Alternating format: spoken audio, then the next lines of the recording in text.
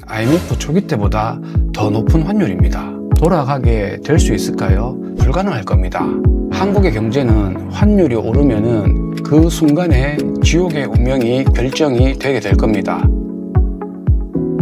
지금 우리나라 환율은 외환 위기와 거의 준하는 수준으로 오르고 있습니다. 자, 현재 달러 인덱스와 환율을 한번 보겠습니다. 아시다시피 달러 인덱스가 100이 넘으면은 달러의 가치가 높은 것이고 100 이하면은 달러의 가치가 낮은 것입니다. 이때 그 기준은 다른 나라, 유럽의 유로화, 일본의 엔화, 영국의 파운드, 캐나다 달러, 스웨덴 크로나, 스위스 프랑 이런 6개국 통화와 비교를 한 수치입니다. 금이나 은과 같은 귀금속과 비교한 것이 아닙니다. 가끔 보면은 달러 인덱스가 높은데, 즉 달러의 가치가 높은데 금값이 왜 오르냐면서 오를 리가 없다면서 이상한 말을 하는 분들도 있더라고요. 그거는 하나는 알고 둘은 모르는 생각입니다. 달러 인덱스가 얼마 전까지 100 미만이었다가 그래도 최근에 100을 회복을 했습니다. 자, 환율도 한번 볼까요? 지금 확인하는 시점에 11월 8일 오후 3시경에 1,455원 81전입니다. 지금 이 시점의 환율은 예전에 우리가 겪었던 IMF 초기 때보다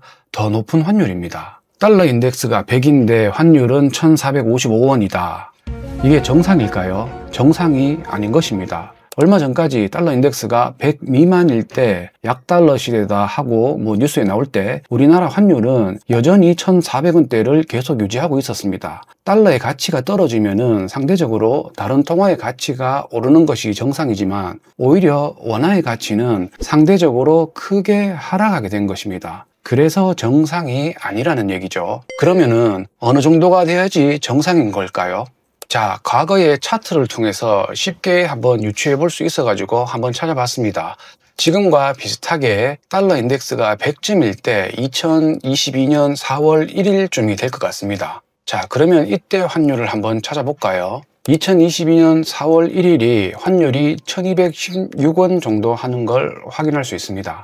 지금의 환율은 1200원대 중반대가 돼야지 정상인 것입니다. 그렇다면은 이러한 비정상이 다시 정상의 환율인 1200원대로 돌아가게 될 수 있을까요? 아마도 그거는 저도 알고 여러분들도 알고 있듯이 불가능할 겁니다. 그리고 저는 가장 무섭다고 생각을 하는 것이 2008년에 금융위기를 해결했던 방식과 동일하게 기존보다 더욱더 거대한 부채를 만들어가지고 지금의 자산 버블이 계속 안전하게 보이게끔 하는 현재의 해결 방법이 더욱더 문제인 것입니다. 금리를 낮게 유지하면서 유동성만 무제한으로 영원히 풀 수 있다면은 삼성전자는 1경원까지도 시총을 늘리는 게 가능할 겁니다. 강남 집값 한 채에 1,000억도 가능하다는 얘기입니다. 어디까지나 금리를 낮게 유지할 수 있고 유동성을 무제한으로 영원히 풀 수 있고 환율이 안정이 되어야 가능한 얘기입니다. 하지만 환율이 올라가지고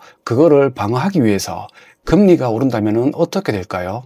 지금 은행들은 정부의 눈치를 보면서 대출 금리를 올려야 함에도 불구하고 그렇게 올리지를 못하니까 예금 금리를 인하하는 방식으로 대출 금리의 상승을 막아내고 있는 중입니다. 대출 금리는 제자리인데 예대 금리 차가 1년 새에 2배가 뛰었다는 뉴스 제목입니다. 대출 금리를 올려야 하는데 못 올리니까 예금 금리라도 주는 거를 낮춰 가지고 덜 주게끔 세팅을 해서 못 받는 대출 이자 대신에 예금 금리를 지급하지 않는 식으로 하니까 예대 금리 차가 벌어지는 거죠.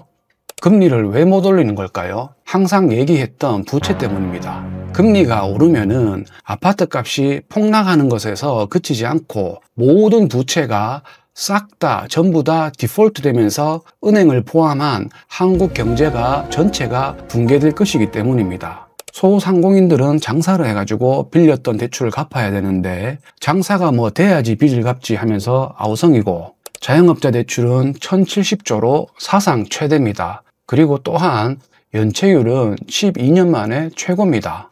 한국의 경제는 환율이 오르면은 그 순간에 지옥의 운명이 결정이 되게 될 겁니다. 왜냐하면은 그 한 가지 조건값이 바뀌었다는 이유로 나머지의 반응값들이 줄줄이 변경이 되게 돼 있습니다. 아파트 값이 오른다고 좋아하는 사람들 중에 이런 구조를 과연 이해하는 사람이 얼마나 될까요?